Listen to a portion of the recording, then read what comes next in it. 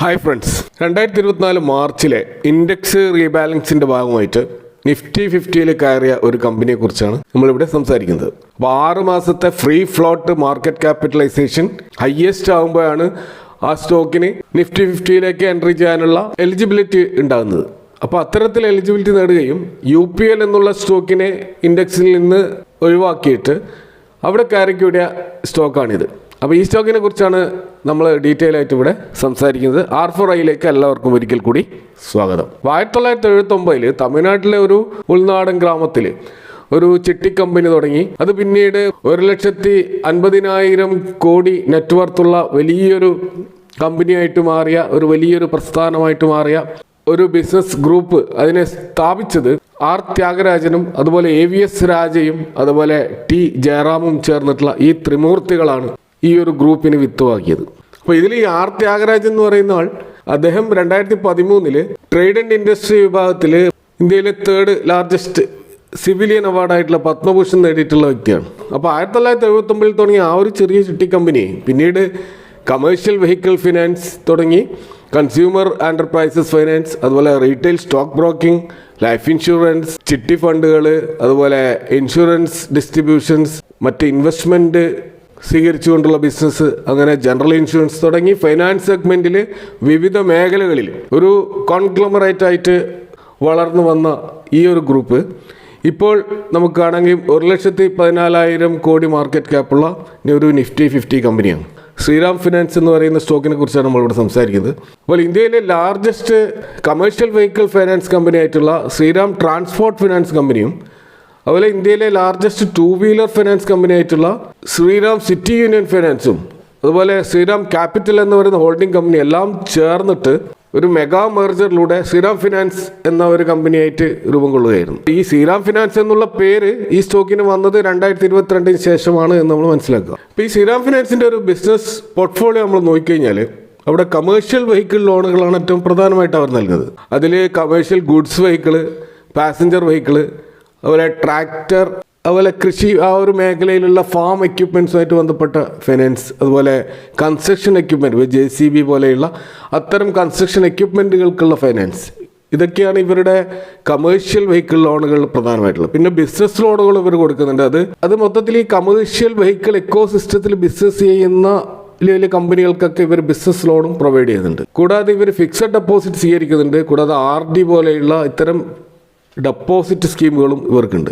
അതുപോലെ working capital ലോണുകൾ ഇവർ പ്രൊവൈഡ് ചെയ്യാറുണ്ട്. വെഹിക്കിൾ ഇൻഷുറൻസ് ലോണുകൾ, അതുപോലെ tyre finance, tax finance, toll finance, അതുപോലെ repair and top up loans, fuel finance, challan discounting തുടങ്ങിയിട്ടുള്ള ചെറിയ ചെറിയ വർക്കിംഗ് ക്യാപിറ്റൽ ലോണുകൾ ഇവർ പ്രൊവൈഡ് ചെയ്യാറുണ്ട്. അതുപോലെ ഇവരുടെ ഇൻഷുറൻസ് സ്കീമുകളിൽ Shriram life cash back term plan, അതുപോലെ Shriram life smart protection plan തുടങ്ങിയ ഇൻഷുറൻസ് ബിസിനസ് ഇവർ ചെയ്യുന്നുണ്ട്. അതുപോലെ emergency credit line guarantee scheme എന്ന പേരിൽ കമ്പനികൾക്ക് വളരെ പെട്ടെന്ന് ആവശ്യമുള്ള പണം എമർജൻസി ആയിട്ട് അപ്രൂവ് ചെയ്യുന്ന ലോൺ സ്കീമുകളും ഇവർക്ക് അവൈലബിൾ ആണ്.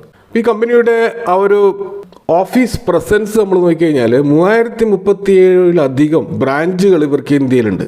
അവിടെ 58,000 ബിസിനസ് ടീമുകളുള്ള ഏകദേശം 8.2 മില്യൺ കസ്റ്റമർ ബേസ് ഉള്ള വലിയൊരു കമ്പനിയായിട്ടാണ് നമുക്കിത് കാണാൻ കഴിയുക. 700 റൂറൽ സെൻ്ററുകളുള്ള ഈ കമ്പനിക്ക് 700 ബ്രാഞ്ചുകളും വേറെ ഉണ്ട്. അപ്പോൾ ഈ കമ്പനി ബേസിക്കലി സൗത്ത് ഇന്ത്യൻ ആയിട്ടുള്ള ഒരു കമ്പനിയാണ്. അവിടെ തന്നെ തമിഴ്നാട്ടിലാണ് ഇവരുടെ മേജർ ആയിട്ടുള്ള ബിസിനസ് നടക്കുന്നത്. ഇവരുടെ ആ ഒരു ബ്രാഞ്ചിന്റെ സ്പ്ലിറ്റ് ആയിട്ട് നമ്മൾ നോക്കുകയാണെങ്കിൽ അർബൻ മേഖലയിൽ 13% കാണുന്നുള്ളൂ, റൂറൽ മേഖലയിൽ 53%, കൂടാതെ സെമി അർബൻ മേഖലയിൽ 34%. അപ്പോൾ ഇവർ പ്രധാനമായിട്ടും ഗ്രാമീണ മേഖലയിലുള്ള ഇത്തരം വെഹിക്കിൾ ഫിനാൻസുമായി ബന്ധപ്പെട്ട, അതുപോലെ മറ്റ് ഫൈനാൻസ് സ്കീമുകളുമായിട്ട് ബന്ധപ്പെട്ട കാര്യങ്ങളിലാണ് കൂടുതലായിട്ട് കോൺസെൻട്രേറ്റ് ചെയ്തതെന്ന് നമുക്ക് കാണാൻ കഴിയും.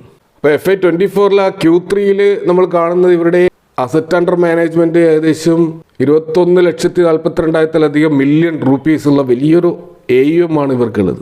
അപ്പോൾ ആ AUMൻ്റെ ഒരു ബ്രേക്കപ്പ് നമ്മൾ നോക്കുകയാണെങ്കിൽ ഇവർ പ്രധാനമായിട്ടും ഇവരുടെ AUM വരുന്നത് 48% കമേഴ്ഷ്യൽ വെഹിക്കിൾ സെഗ്മെൻറ്റിൽ നിന്നാണ്, പാസഞ്ചർ വെഹിക്കിൾ സെഗ്മെൻറ്റിൽ നിന്ന് 19%, കൺസ്ട്രക്ഷൻ എക്യുപ്മെൻറ്റിൽ നിന്ന് 7%, ഫാം എക്യുപ്മെൻറ്റിൽ നിന്ന് 2%, MSME ലോണുകളിൽ നിന്ന് 11%, 2 വീലേഴ്സ് ലോണുകളിൽ നിന്ന് 6%, ഗോൾഡ് സ്കീമുകളിൽ നിന്ന് 3%, പേഴ്സണൽ ലോൺ 4%. ഈ രീതിയിലാണ് ആ AUMൻ്റെ സ്പ്ലിറ്റ് നമുക്ക് കാണാൻ കഴിയുക.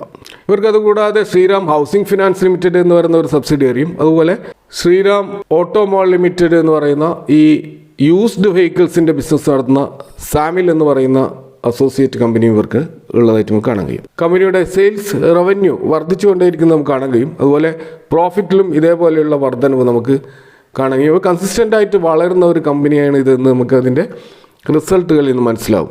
1.48% ഡിവിഡൻഡ് ഇവർ നൽകുന്നതായിട്ട് നമുക്ക് ഡിവിഡൻഡ് ഈൽഡ് റേഷ്യോ നോക്കിയാൽ മനസ്സിലാവും. ഈ സ്റ്റോക്കിൻ്റെ വാല്യുവേഷൻ വളരെ അട്രാക്റ്റീവ് ആയിട്ടാണ് നമുക്കിപ്പോൾ കാണാൻ കഴിയുക. ഇൻഡസ്ട്രി PEയേക്കാൾ താഴെ സ്റ്റോക്ക് PE 14 എന്നുള്ള ആക്സെപ്റ്റബിൾ ആയിട്ടുള്ള ഒരു PE റേഷ്യോയിലാണ് ഈ സ്റ്റോക്ക് ഉള്ളത്. PEG റേഷ്യോ 0.63 അപ്പോൾ ആ അർത്ഥത്തിൽ വാല്യുവേഷൻ വൈസ് ഈ സ്റ്റോക്ക് വളരെ അട്രാക്റ്റീവ് ആണ്. കൂടാതെ കഴിഞ്ഞ ഒരു വർഷം 40% റിട്ടേൺ ഈ സ്റ്റോക്ക് നൽകിയിരുന്നു. അതിൻ്റെ 52 വീക്ക് ഹൈയിൽ നിന്ന് ഇപ്പോൾ 16% ഈ സ്റ്റോക്ക് കറക്റ്റ് ആയിട്ട് നമുക്ക് കാണാൻ കഴിയും. ഇതിൻ്റെ ഒരു റിട്ടേൺ ഓൺ ഈക്വിറ്റി ഏത് ടൈം ഫ്രെയിമിൽ എടുത്താലും 10 years, 5 years, 3 years എടുത്താലും നമുക്ക് അത് വളരെ കോൺസ്റ്റൻ്റ് ആയിട്ട് സ്റ്റേബിളായിട്ട് അത് റിട്ടേൺ ഓൺ ഇക്വിറ്റി ജനറേറ്റ് ചെയ്യുന്നതായിട്ട് കാണാൻ കഴിയും. ഇപ്പോൾ ഫൈനാൻസ് സെഗ്മെൻറ്റിലുള്ള സ്റ്റോക്കുകൾ നോക്കുകയാണെങ്കിൽ മാർക്കറ്റ് ക്യാപ്പ് വൈസ് നോക്കുമ്പോൾ 8ാം സ്ഥാനത്താണ് നമുക്ക് ശ്രീറാം ഫിനാൻസ് കാണാൻ കഴിയുക. അതുപോലെ ഫൈനാൻഷ്യൽ ആൻഡ് ഇൻവെസ്റ്റ്മെൻറ്റ് സ്റ്റോക്കുകളുടെ കൂട്ടത്തിൽ നമുക്ക് ഇതിൻ്റെ 5ാം സ്ഥാനത്താണ് ശ്രീറാം ഫിനാൻസ് കാണാൻ കഴിയുക. ഇതിനു മുമ്പേ ഉള്ളത് ബജാജ് ഫിനാൻസ്, ബജാജ് ഫിൻസർവ്, അതുപോലെ ജിയോ ഫിനാൻഷ്യൽ സർവീസ് പോലെയുള്ള സ്റ്റോക്കുകൾക്ക് താഴെ നമുക്ക് ഈ സ്റ്റോക്കിൻ്റെ സ്ഥാനം കാണാൻ കഴിയും. മറ്റൊരു പ്രത്യേകത, ഇന്ത്യയിലെ ഹയസ്റ്റ് ഫോറിൻ ഇൻവെസ്റ്റേഴ്സ് ഹോൾഡിംഗ് ഉള്ള കമ്പനികളിൽ ഒന്നാണ് ശ്രീറാം ഫിനാൻസ്. ടോപ്പ് 12 അത്തരം കമ്പനികളിൽ ഉൾപ്പെട്ട കമ്പനിയാണ് ശ്രീറാം ഫിനാൻസ്. ഇപ്പോൾ ഈ സ്റ്റോക്ക് ലൈംലൈറ്റിൽ വന്നിട്ടുള്ളത് അതിൻ്റെ സ്റ്റോക്ക് സ്പ്ലിറ്റിൻ്റെ റെക്കോർഡ് ഡേറ്റ് അടുത്ത് വരുന്നതുകൊണ്ടാണ്. ഇപ്പോൾ ജനുവരി 2025 BSEയിലും NSE എക്സ്ചേഞ്ചുകളിലൊക്കെ സമർപ്പിച്ചിട്ടുള്ള ഫയലിംഗിൽ നമുക്ക് കാണാൻ കഴിയും. ജനുവരി 10 റെക്കോർഡ് ഡേറ്റ് ആയിട്ട് പ്രഖ്യാപിച്ചിരിക്കുന്നത്. അപ്പോൾ സ്റ്റോക്ക് സ്പ്ലിറ്റ് 10 രൂപ ഫേസ് വാല്യൂ ഉള്ള ഇവരുടെ ഷെയറിന് ഇവർ 2 രൂപ ഫേസ് വാല്യൂ ആയിട്ട് കുറയ്ക്കുകയാണ്. അതായത് 5:1 എന്നുള്ള സ്പ്ലിറ്റ് റേഷ്യോ 2025 ജനുവരി 10 ഡിമാറ്റ് അക്കൗണ്ടിൽ ശ്രീറാം ഫിനാൻസിൻ്റെ ഷെയർ ഉണ്ടെങ്കിൽ ഒരു ഷെയറിന് 5 ഷെയർ എന്ന രീതിയിലായിരിക്കും സ്പ്ലിറ്റ് ചെയ്തിട്ട് നമുക്ക് കിട്ടുക. ഇപ്പോൾ ശ്രീറാം ഫിനാൻസിൻ്റെ കറണ്ട് മാർക്കറ്റ് പ്രൈസ് 3048 എന്ന ലെവലിലാണ്. ഇപ്പോൾ സ്റ്റോക്ക് സ്പ്ലിറ്റ് കഴിഞ്ഞാൽ തീർച്ചയായിട്ടും അതിനെ 5 കൊണ്ട് ഡിവൈഡ് ചെയ്താൽ ഏകദേശം 609 രൂപ ആ റേഞ്ചിലായിരിക്കും ലിസ്റ്റ് ചെയ്യാൻ പോകുന്നത്. എന്നാൽ അങ്ങനെ തന്നെ ആവണം നിർബന്ധമില്ല. കാരണം പ്രൈസ് അഡ്ജസ്റ്റ്മെൻറ്റ് മാർക്കറ്റ് ജനുവരി 10 ഉണ്ടാകുന്ന ആ ഒരു പ്രൈസ് ഫ്ലക്ച്വേഷൻ അനുസരിച്ചിട്ട് ഇതിൻ്റെ സ്പ്ലിറ്റിന് ശേഷമുള്ള പ്രൈസ് അഡ്ജസ്റ്റ്മെൻറ്റിലും മാറാം. അത് 600 താഴെയാകാം, 600 മുകളിലാകാം. അത് എന്നാലും നേരിയൊരു ഫ്ലക്ച്വേഷൻ മാത്രം ഉണ്ടാകാനുള്ള സാധ്യത നമുക്ക് കാണാൻ കഴിയുള്ളൂ. അപ്പോൾ സ്റ്റോക്ക് സ്പ്ലിറ്റിന് ശേഷം ബൈ എടുക്കണമോ അല്ലെങ്കിൽ അതിന് മുമ്പേ ബൈ ചെയ്യണോ എന്ന് ചോദിച്ചു കഴിഞ്ഞാൽ ഇതൊരു ലോങ് ടേം സ്റ്റോക്കാണ്. ലോങ് ടേമിലേക്ക് ഹോൾഡ് ചെയ്യാൻ എലിജിബിലിറ്റി ഉള്ള നല്ല ഫണ്ടമെൻ്റൽസ് ഉള്ള നിഫ്റ്റി 50 ലാർജ് ക്യാപ് സ്റ്റോക്കാണ്. അപ്പോൾ അത് സ്റ്റോക്ക് സ്പ്ലിറ്റിന് മുമ്പ് വാങ്ങിയാലും ശേഷം വാങ്ങിയാലും it won't make much difference. ആത്യന്തികമായിട്ട് ഇതിൻ്റെ ഫ്യൂച്ചർ ഗ്രോത്ത് ആണ് ഇമ്പോർട്ടൻറ്റ്. അപ്പോൾ സ്വാഭാവികമായിട്ടും സ്പ്ലിറ്റിന് ശേഷം ലിക്വിഡിറ്റി വർദ്ധിക്കും. അതൊരു പക്ഷേ ഈ സ്റ്റോക്ക് പ്രൈസിൻ്റെ ഗ്രോത്തിനെ നല്ല രീതിയിൽ സഹായിക്കാൻ സാധ്യതയുണ്ട്. കാരണം ഇപ്പോൾ ഹൈ പ്രൈസ് ആയതുകൊണ്ട് വാങ്ങാൻ മടിച്ചു നിൽക്കുന്ന റീറ്റെയിൽ ഇൻവെസ്റ്റേഴ്സ് തീർച്ചയായിട്ടും സ്റ്റോക്ക് സ്പ്ലിറ്റിന് ശേഷം നല്ല തോതിൽ ഈ സ്റ്റോക്കിൽ ഇൻവെസ്റ്റ് ചെയ്യാനുള്ള സാധ്യത കൂടുതലാണ്. അപ്പോൾ ഈ സ്റ്റോക്കിന് നമുക്ക് ഈ 2025 ഇപ്പോൾ ആക്സിസ് സെക്യൂരിറ്റീസ് പോലെയുള്ള ബ്രോക്കറേജ് ഹൗസുകൾ ഒരു ബൈ റേറ്റിംഗ് കൊടുത്തിരുന്നു. 2025 വാങ്ങാൻ അവർ സജസ്റ്റ് ചെയ്തിട്ടുള്ള സ്റ്റോക്കുകളിൽ ഒന്നാണ് ശ്രീറാം ഫിനാൻസ്. അതിൻ്റെ ടാർഗറ്റ് അവർ പറയുന്നത് 3825 എന്ന ടാർഗറ്റാണ്. അതായത് 31% ഒരു അപ്സൈഡ് മൂവാണ് അവർ പ്രതീക്ഷിക്കുന്നത്. അപ്പോൾ 600 രൂപയിലേക്ക് വരികയാണെങ്കിൽ ഈ സ്റ്റോക്ക് പിന്നീട് 750 രൂപ വരെ പോകുമെന്നാണ് ആക്സിസ് സെക്യൂരിറ്റീസിൻ്റെ ഒരു വ്യൂ. ഇതുകൂടാതെ നമുക്ക് പല അനലിസ്റ്റുകളും ഇതിനൊരു ബൈ റേറ്റിംഗ് കൊടുത്തായിട്ട് കാണാൻ കഴിയും. 80% അനലിസ്റ്റുകൾ വാങ്ങാനാണ് പറയുന്നത്. അപ്പോൾ ഈ സ്റ്റോക്കിൻ്റെ ഒരു പ്രൈസ് AGR ഗ്രോത്ത് നോക്കുകയാണെങ്കിൽ 3 വർഷത്തേത് ആവറേജ് 36% ആണ്. കഴിഞ്ഞ ഒരു വർഷം 40%-ലധികം റിട്ടേണും ഈ സ്റ്റോക്ക് നൽകിയിട്ടുണ്ട്. അപ്പോൾ ഈ ഒരു 30% ആ ഒരു റിട്ടേൺ പ്രതീക്ഷിച്ചുകൊണ്ട് നിങ്ങൾക്കൊരു ലോങ് ടേം സ്റ്റോക്കിൽ ഇൻവെസ്റ്റ് ചെയ്യാൻ താല്പര്യമുണ്ടെങ്കിൽ തീർച്ചയായിട്ടും പരിഗണിക്കാവുന്ന ഒരു സ്റ്റോക്കാണിത്. എങ്കിലും ഇതൊരു ബാങ്ക് റെക്കമെൻഡേഷൻ അല്ല. നിങ്ങൾ കൂടുതലായിട്ട് റിസർച്ച് നടത്തിക്കൊണ്ട് നിങ്ങളുടേതായ തീരുമാനം എടുക്കണം. ഈ സ്റ്റോക്കിനെ കുറിച്ചുള്ള നിങ്ങളുടെ അഭിപ്രായങ്ങളും കമൻറ്റുകളും അറിയിക്കുക. Thank you for watching. See you next time with another video.